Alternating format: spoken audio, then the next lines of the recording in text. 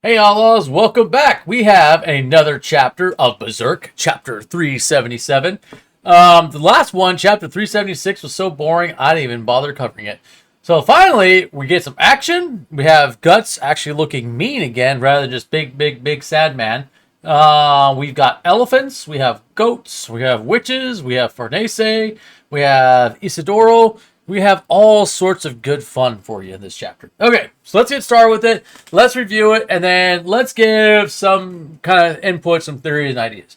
All right, so we start off with the whole gang, everyone walking around with Rickard. He's basically showing off the cushions. I didn't really expect Rickard to become Mr. Pro Cushion, but he is, and he has become. Maybe he forgot about all the horrible, awful things they've done to the people of Midland. The part where they basically just chopped up the men to pieces and used the women as literally breeding cattle for their demon armies. But who knows? Maybe they're going to sweep that under the rug by saying that it was all Kanishka's fault. He was a big, bad, mean man. Actually, that is what they do in this chapter. They basically blame Kanishka for all the bad stuff. So they're kind of like, oh, it wasn't the Kushins that are all about that. It was just Kanishka. He was the one to blame. So anyways, we start off, they're in the Kushin. They're in the Kushin capital, and they're walking around, and then we get this wonderful little lecture from this old wizard guy. How he's basically just saying, you know what, we spent too much time on Elf Island and not hanging out with the people. I'm just like, dude, you guys are like magical creatures. You were hanging out in the environment for which you belonged. So I feel like Studio Gaga and Koji Mori are kind of like trying to, I don't want to say retcon, but they're trying to sweep under the rug all the bad stuff that the Kushins did and make them the good guys for basically their version of Berserk. And yes, I am in the crowd of, hey, I'm sure Kentaro Miura told Koji Mori what he wanted to have done with Berserk, but I don't believe for a second that Koji Mori is 100% sticking to what Kentaro Miura wanted. Or again, in my other video I touched on this, I argue the point that, Kentaro Miura may not even know how he wanted to finish it, and he may have just told Koji Mori the ending, but he may not have told him how to get there. Anyways, moving forward. Alright, and then there's this delicious little dish, Morta, basically the eye candy for this section. Who's like, hey, where are you off to? And she's like, ugh, yet another lecture. And honestly, Morta, I feel you. I feel you. I'm already a little jaded with the little underhanded lecturing that they're doing on this chapter. So moving forward. Okay, so Fornese, Serpico, and Isidoro kind of wander off and they go try to find Shirke again. Then we're reintroduced to Sealot. And this kind of scene looks like Rickard's having like some kind of, maybe not flashback, but like some kind of premonition of events to come or of a possible defeat that'll be caused by the Kushins going to fight the Falcon of Light, i.e. Griffith. Not 100% certain on this one. You guys definitely want to take a look at it, but it does seem to be either some kind of weird foreshadowing or possible some type of premonition. I'm not 100% certain on this one. We also get introduced to the new Emperor, who is this jolly little puddle of goo, who's talking about basically how the Kushin Empire is a bunch of different races. They come from different parts of the world. And, they all have different policies and whatnot, but that they have this summit where they all get together and make decisions, supposedly in some wonderfully democratic setup, whatever, which, I don't know. I'm not really buying that.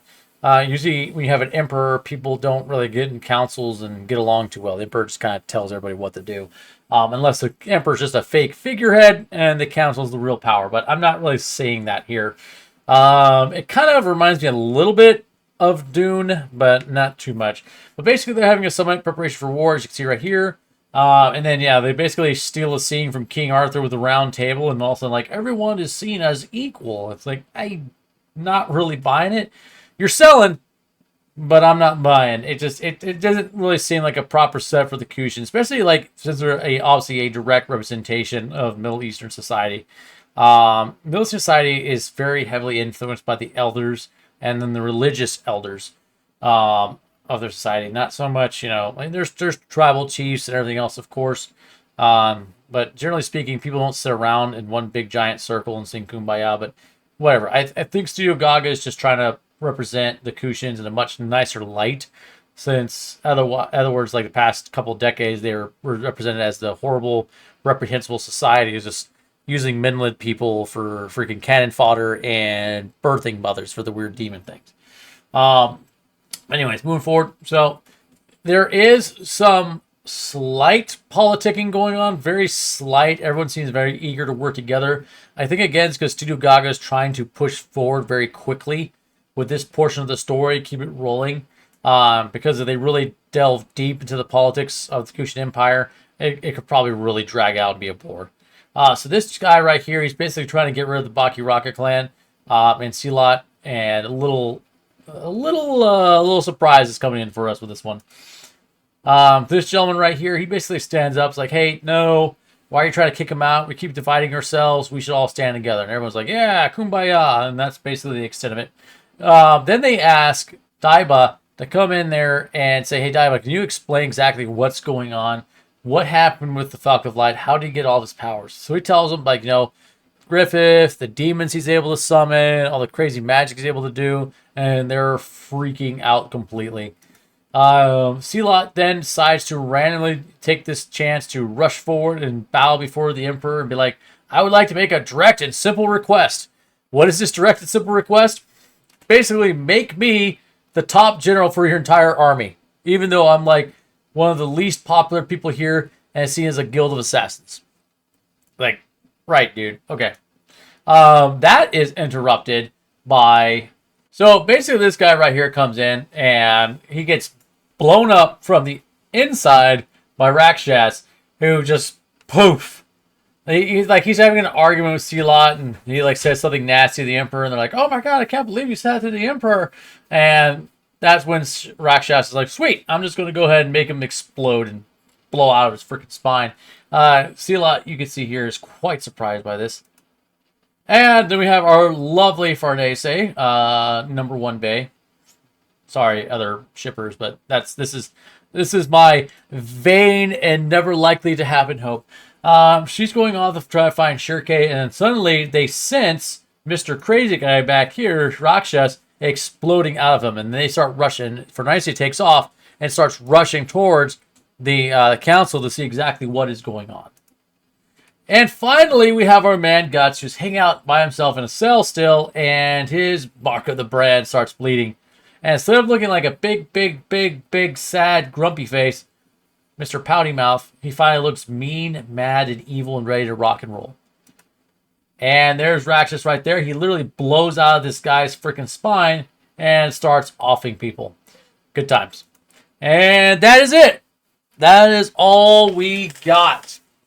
So, all right, we talked about the review. Now let's talk about what I think is going to happen. Theorize. I think, and I mentioned it earlier, I believe Studio Gaga is going to soften the image of the Kushan Empire. It's going to be all the blame is going to get put on Kanishka, like he's the only one who is bad, blah, blah, blah. And they're still probably not going to be friendly with Midland, but they are going to be the main force and effort behind taking out Griffith and his Falcons. So, yeah, I think we got a little bit more politicking to be going, but I think what they're trying to do is expedite the process a little bit, because it's been like, God, it's been a long time since we got a chapter that went somewhere. Guts, maybe he's out of his weird little mental stump. I don't know. I never really felt like the whole drawn out Guts is super sad, depressed is really ending with a good payoff. It seems honestly wasted for him just to suddenly click on and go back into destructo mode. I mean, people are sick of depressed Guts, I'll tell you that much. But they really should have concluded with a proper arc, not just like, hey, we're done with this now, we're bored with it, like our little sad, depressed toy. I want to see Farnese get, developed more. I want to see her used more. I want to see her, interact. Let's see what Casca's getting up to. Is she going to undermine Griffith from afar? Is she going to remain under his spell? Is she going to join Griffith? Who knows? I mean, it's all up in the air right now. Studio Gaga, Coach Mori can pretty much do whatever the hell they want, whatever the hell they feel like. But I don't think they're going to deny the Casca and Guts shippers. I really think they're going to attach those two together. It would be nice and interesting if Farnese and Guts developed a relationship, but I do believe I'm some of the minority on that one. That's okay.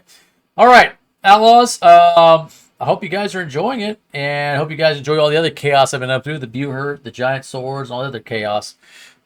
Anyways, take care. I'll see you next time.